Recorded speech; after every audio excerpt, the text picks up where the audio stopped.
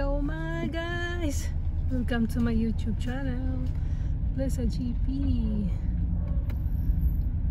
Pauwi na tayo mga guys, galing work.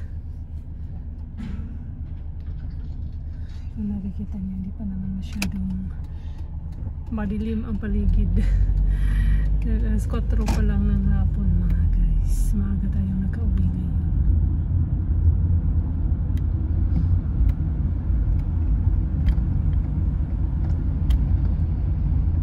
Kita niyo yung matanda, oh. Sasakay ng kanyang wheelchair kasi yan dito guys.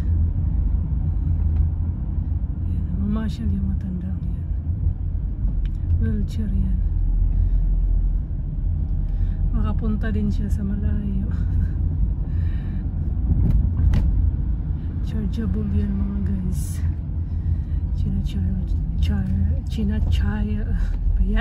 China-charge sa kuryente yung kanyang battery, kanyang wheelchair po yan. Para lang yan sa mga matatanda kasi ay pagod ako masyado kasi work namin na mga guys. Di ka naman nakaupo, tayuan lang buong maghapon, nakatayo ka sa ating paa. Kapag pahinga lang pag break time, alas 12 mag break time yung pwesto, pinapwestuhan ko ngayon. Iba kasi yung pwesto ko pag pag Sunday, Monday hanggang Friday, iba din yung pwesto ko. Magcha-chop ako ng manok.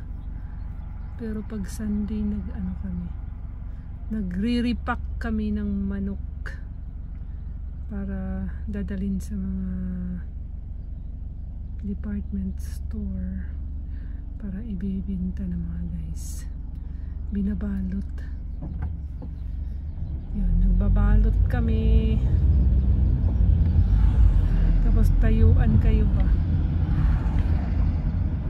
Nakatayo lang buong maghapon. Ina-arrange kasi namin yung sa lalagyan mga guys, yung manok, yung nakachop na ng manok, tapos mabaluti ng styrofoam, tsaka may cellophane yung ibabaw, tapos lagyan na ng tissue para diretso deliver na sa mga tindahan. Ganyan mga guys. Ang lakas din ng nila, negosyo. Kasi yung mga manok na yan, doon yun sa paggawa namin, chinachop ba. Pero hindi na namin ililinisan yung buong manok mga guys. Naka na talaga siya, naka segregate na siya ba. Naka iba't ibang bahagi na siya ng manok. May paa, may chicken wings, may chicken breast, tsaka yung pakpak ng manok.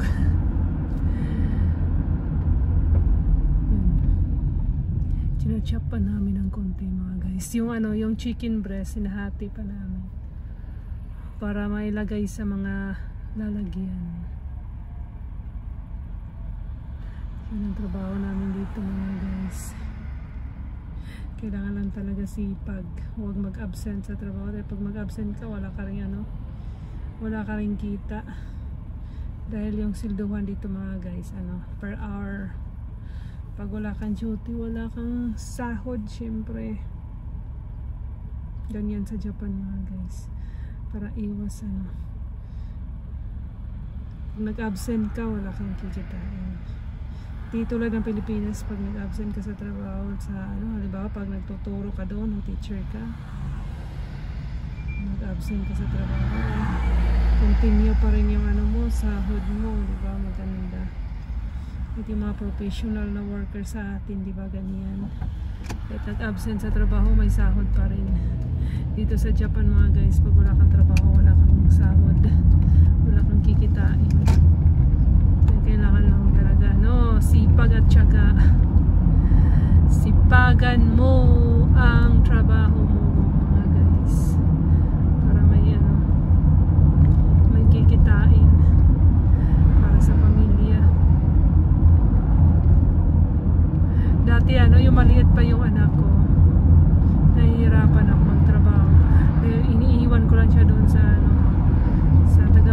alaga niya.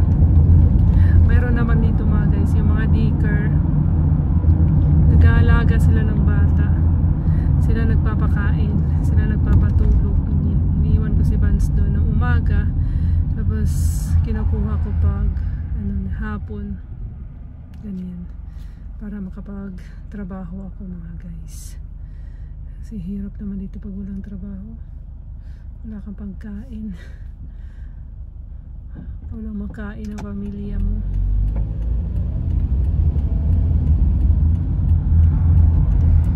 Pamaliit pa yung mga anak ko, iniwan ko doon sa tagapag-alaga para tuloy-tuloy pa rin yung pasok mo sa trabaho. Ganyan naman dito mga guys. Pag wala kang kita, pag wala kang trabaho, wala kang kita, syempre ano yung pagkain mo, bayad mo sa mga bill, bayad mo sa mga electricity, tubig, gas, ganyan. Tapos may wifi pa, may linya pa ng telepono, ganyan. Ang hirap din pag walang trabaho. Sa Pilipinas kasi maganda naman doon pag may trabaho ka, diba? May pagkain din yung pamilya mo. Pero pag walang trabaho doon, ako mahirap din. Kaya nag-abroad ako mga guys, dahil sa Pilipinas nakapagtapos din naman ako, kaso lang hirap maghanap ng trabaho. At saan ka nag-apply ng trabaho, walang tumatanggap sa iyo. Ang hirap din. Kaya pag-desisyon akong mag-abroad na lang, pumunta na lang sa ibang bansa para dito mas diban kasi dito yung mga guys, yung nasa pagkain ba. Tapos dito pag walan ka ng trabaho, madali ka makapaghanap, madali kang makapaghanap ng trabaho, o madali ka namang lumipat pag ayaw mo, hindi mo nagustuhan. Sa Pilipinas pag hindi mo magustuhan yung trabaho, pilit ka talagang gagawin, dahil mahirap pag maghanap ng trabaho doon mga guys.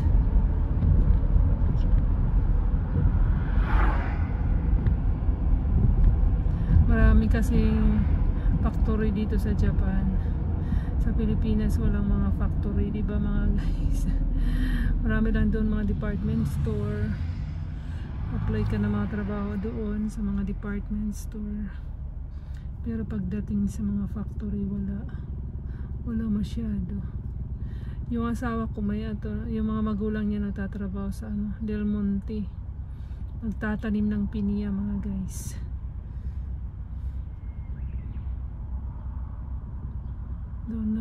Doon na sila lumalaki sa Del Monte. Maganda rin sa Del Monte mga guys. Kahit paano may pagkain yung pamilya mo.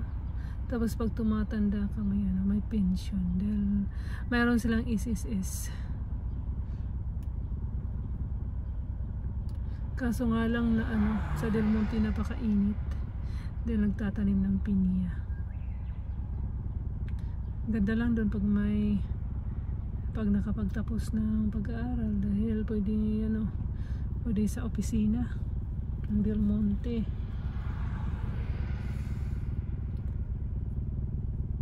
Pero pag high school graduate lang, doon lang sa farm talaga magtatanim. Pero dito sa Japan guys, wala namang nito. Pag nakapagtapos ka ng college, maganda, dahil maganda yung trabaho mo. Pag dito ka talaga nagtapos. Pero pag sa ibang bansa ka nagtapos, halimbawa sa Pilipinas, hindi naman nila ino-honor yung tapos ka ng college doon sa Pilipinas. Basta lang nakapagtrabaho ka sa factory, okay na yun, may pagkain na kayo. mas malaki ang kikitain.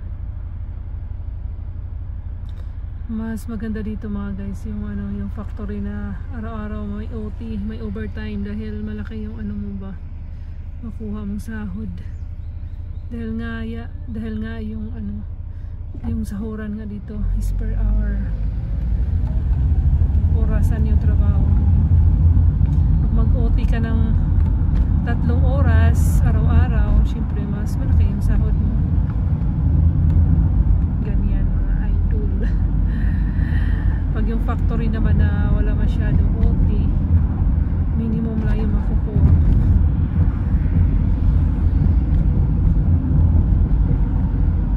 Sipag lang talaga dito mga guys. Kailangan araw-araw ka talaga pumapasok kung mag-absent. Hirap lang dito pag magkasakit ka, siyempre absent ka, diba? Sa pamilya din, halimbawa nanay ka, may sakit yung anak mo, siyempre ikaw mag-aalaga, absent ka mga guys. Kaya sayang yung sayang yung kikitain pag ganyan.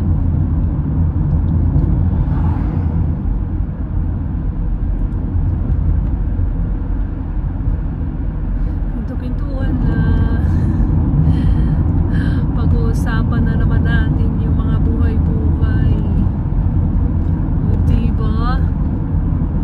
Pag walang trabaho, walang pera, walang kikitain, diba?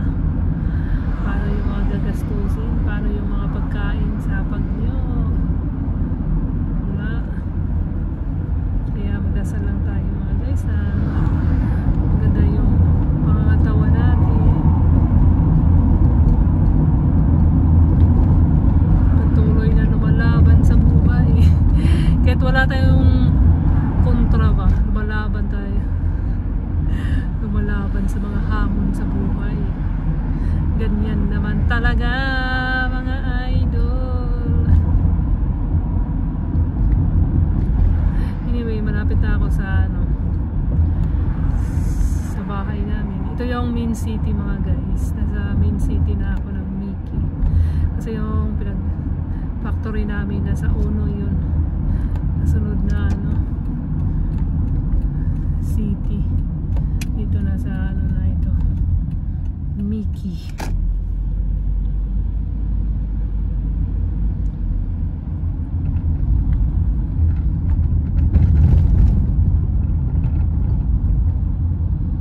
Hirap dito pag wala kang sasakyan. Tagal ka makauwi dahil maghintay ka pa ng train. Tapos maglakad ka pa ng konti. Sakay ka ng train. Maswerte lang dito pag may kaibigan ka na katulad kayo ng trabaho. Tapos katulad yan ng uwian. Pwede kang sumakay sa sasakyan niya. Bayaran mo lang siya mga guys. Siyempre, pag nakisakay ka sa sasakyan ng kaibigan mo, mag-ano ka rin ng kahit konting panggasolina, pangbayad. Wala namang masyadong, wala namang palaging libre dito mga guys. Mahal na yung gasolina, di ba? Kaya pag makisakay ka dun sa kaibigan mo, magbigay ka rin kahit konting panggas niya. Dahil wala namang libre kasi mahal yung gas. Tagalan dyan pag palagi ka na lang humihingi ng libre doon sa kaibigan mo, hindi ka na niya pasasakayan. Lalo na pag sa umaga hinihintay ka pa niya dahil ang tagal mo pang lumalabas sa bahay mo, tapos siya naghintay na sa'yo. Hindi ka na niya papasakayan mga guys. Lalo na pag hindi ka rin magbigay ka rin kahit konti lang ng panggas. Siyempre pag may sasakyan, di ba, gastos din yung gas. Lalo na dito gastos din yung mga tax sa sasakyan mga guys, mahal. Tapos pag may hakin, yung sinatawag na may hakin, sini-check up yung sasakyan mo. Halos dalawang taon yun. Bigas na yung 1 taon, tapos check up ka na ulit ng sasakyan mo. Pag may sira yung sasakyan mo, hindi ka na nila bibigyan ulit ng ka nila bibigyan ulit ng sticker, yun sinabi lalagay sa sasakyan na sticker para makapag-renew. Bawal yun pag walang sticker sa sasakyan, nahuli ka ng polis. Tulad din sa Pilipinas, diba, mag-renew kayo ng mga papilis sa sasakyan, taon-taon yun, diba? Ganun din dito, babayad ka rin. Tapos mayroon pa kaming tax, tapos mayroon pa insurance yung sasakyan, mga guys. Mahal sa panahon ngayon, wala nang libre, lahat mahal na. At yung bigas dito sa Japan, mga guys, tumataas na rin yung presyohan. O diba, ganyan ang buhay, mga idol. Sipag at syaga lang talaga para sa sa pamilya natin. Lahat naman araw-araw ganyan naman tayo, diba? Makayod tayo para sa pamilya natin. Lalo na kung may mga anak ka na, nag-aasawa ka na, may mga anak ka na, isipin mo yung panggastos ng mga anak mo sa araw-araw, pamasahe, pagkain, ganyan.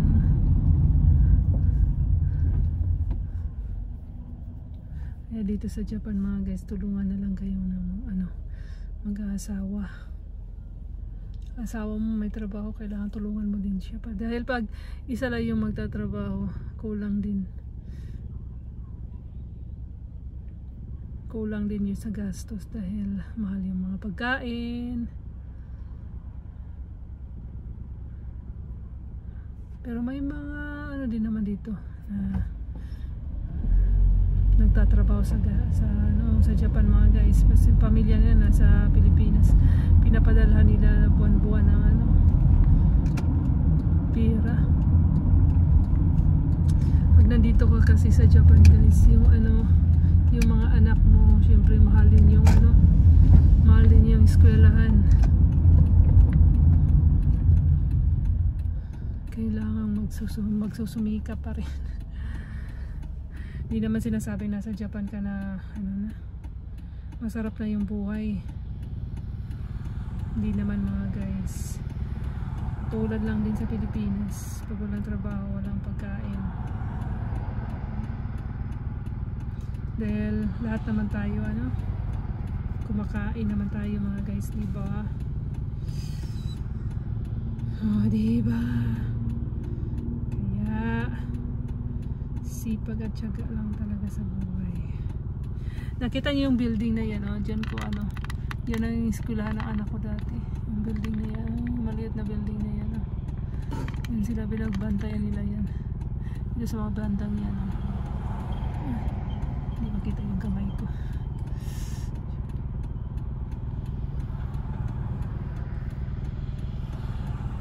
Dyan ko iniiwan yung anak ko. Dyan yung eskwelahan niya. Nung maliit pa sila, yung eskwelahan niya ng mga batang maliliit, mga guys.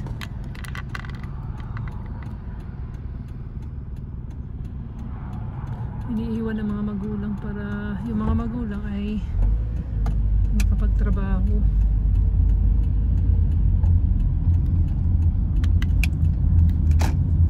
Ang government dito sa Japan, guys, meron naman silang pangpasahod pa sa mga teacher na nagbabantay ng bata, nag-aalaga ng bata, may sahod yan sa gobyerno.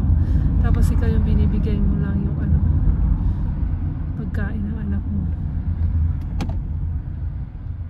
Yun, iniiwan mo mga gagastusin yung mga pang-diaper, ganyan, nagbibigay ka, mga guys.